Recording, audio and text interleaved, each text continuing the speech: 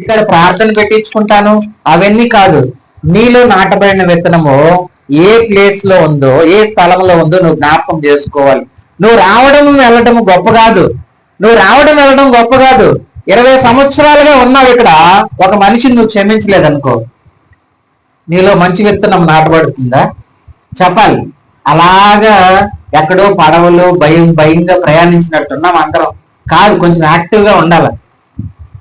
మనము చూడండి, మనలో ఒక 20 సంవత్సరాలుగా ఒక మనిషి ఉన్నాడు. అబ్బా, అన్న పేరు ఏం పేరు? మనన్న. మనన్న ఉన్నాడు అనుకో, నాకు అన్నకు పడదు.